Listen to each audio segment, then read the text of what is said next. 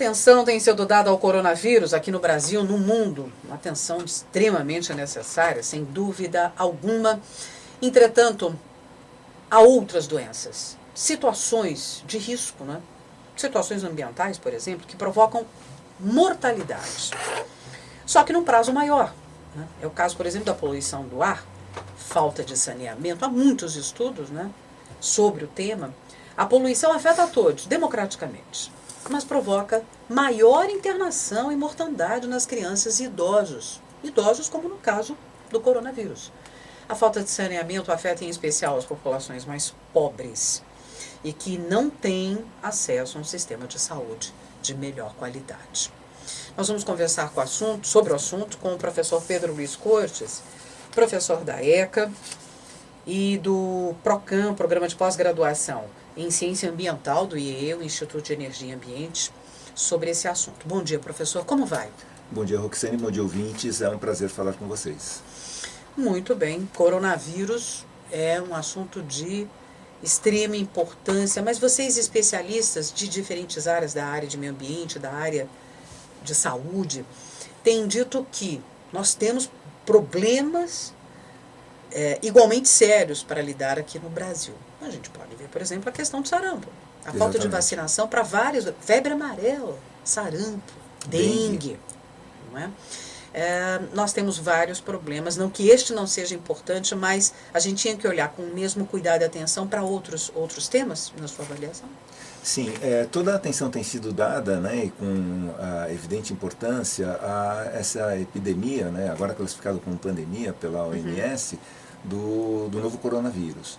Então o governo vem se mobilizando, os diversos estados vêm se mobilizando, alertando a população, a imprensa vem informando, enfim, todo mundo efetivamente está preocupado com essa pandemia.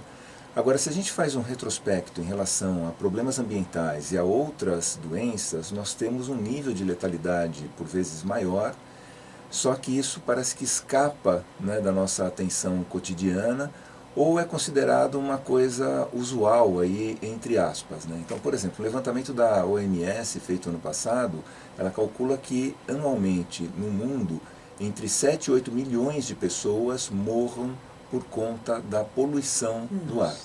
E a poluição do ar, ela atinge a todos democraticamente. Se você mora numa grande cidade como São Paulo, é lógico que há áreas onde você tem uma maior concentração de poluentes, algumas outras áreas um pouco menor, mas todos nós estamos suscetíveis aos efeitos da poluição, e são diversos estudos internacionais realizados aí há quase 60 anos que mostram que dentro da população, né, as faixas mais suscetíveis são as crianças e os idosos, que hoje são classificados como uma categoria de risco em relação ao novo coronavírus. Há vários trabalhos realizados aqui no Brasil, né, do professor Paulo Saldiva, que evidenciam isso, mas parece que isso entra no nosso cotidiano, porque o coronavírus, ele, caso venha a causar uma morte, isso é algo rápido, tá? Então, entre a pessoa se infectar e desenvolver a doença, e, enfim, caso haja um agravamento, tal, o período é muito curto. Isso causa um impacto grande.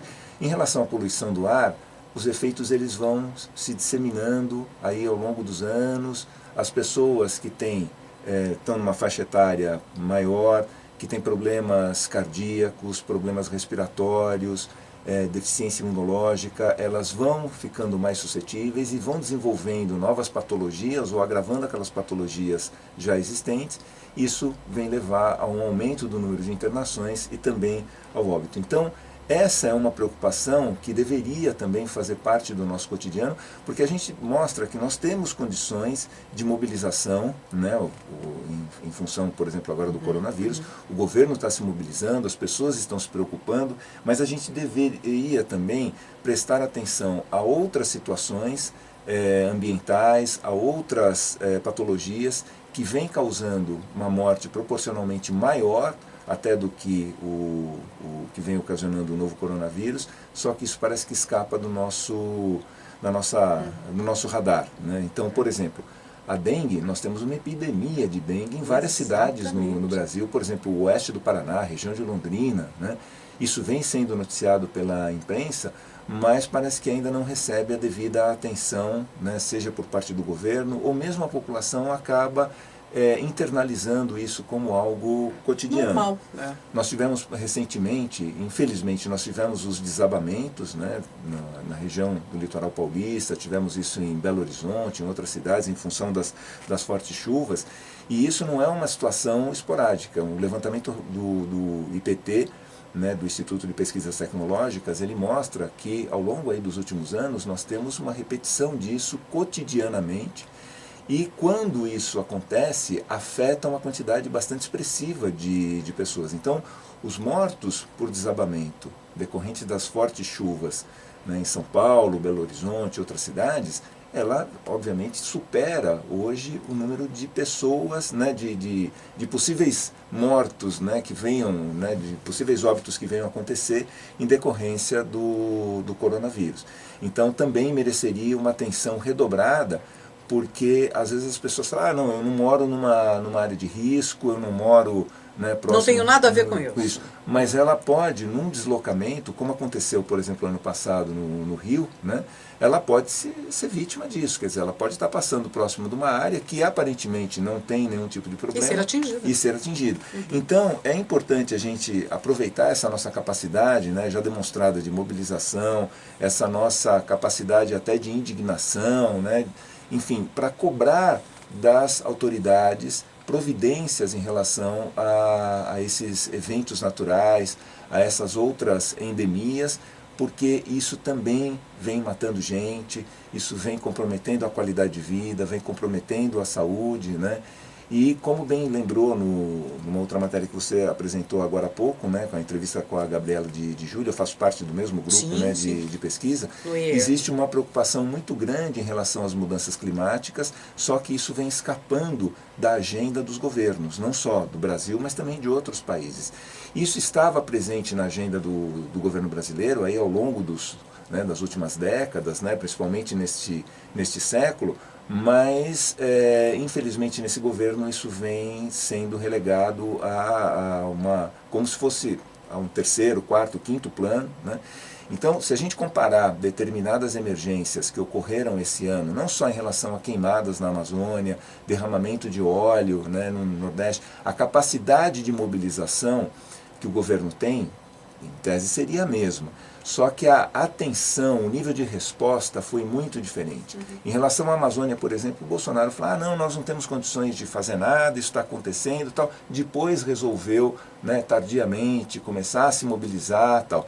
Em relação ao derramamento de óleo, né, poucos políticos, né, da esfera federal se preocuparam com isso, da esfera dos ministérios. Depois começou a haver alguma mobilização, finalmente a Marinha assume o trabalho de limpeza, o trabalho de coordenação dos esforços. E com o Covid também, hein? Muita gente dizendo, isso está longe, não tem nada a ver com a gente. Mas teve uma resposta mais rápida do Ministério da Saúde. Não, o Ministério da Saúde, me refiro às declarações, às vezes, do próprio presidente. Não, o Ministério da Saúde está agindo muito prontamente.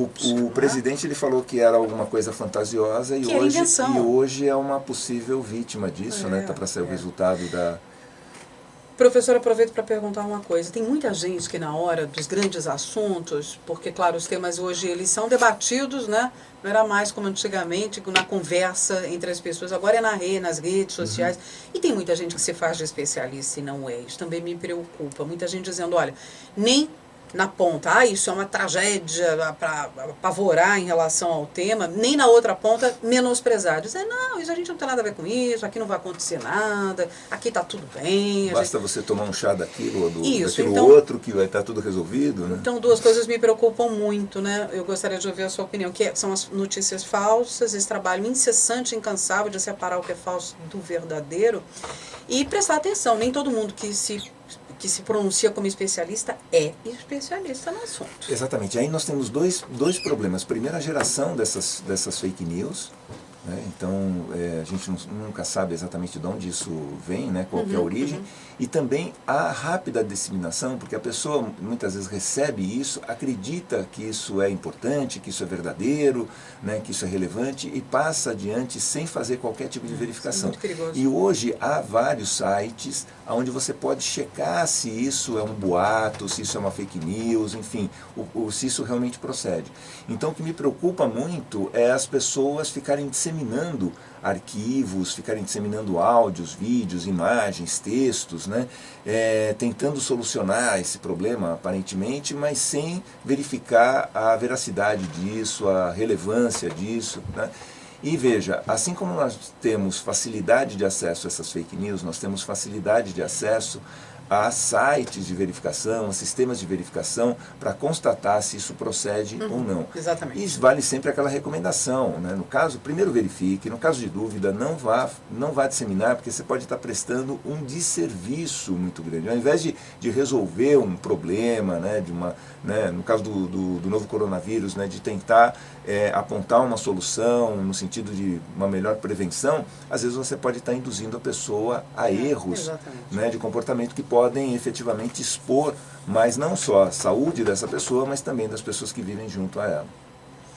Excelente sugestão. Professor Pedro Luiz Corte, sempre às sextas-feiras aqui com a gente, professor do Programa de Pós-Graduação em Ciência Ambiental do IEE, da ECA, do canal no YouTube O Ambiente é Nosso Meio. Vai lá, se inscreve, curte todos os temas, compartilhe. E nos acompanhe também, a gente também publica no nosso portal, Jornal da USP, semanalmente os temas aqui abordados. Muito obrigada, professor. Eu que agradeço, e só rapidamente para finalizar, se as pessoas têm essa vontade de compartilhar informações, que compartilhem informações do canal, porque elas são todas verificadas, né? Estamos aqui semanalmente nos expondo e sujeitos a críticas e trovoadas em relação a isso. Então, se quiser disseminar, dissemina o que está no canal, porque é informação confiável. Informação confiável. Obrigada, viu, professor? E até a próxima semana. Uma boa semana a todos. Até.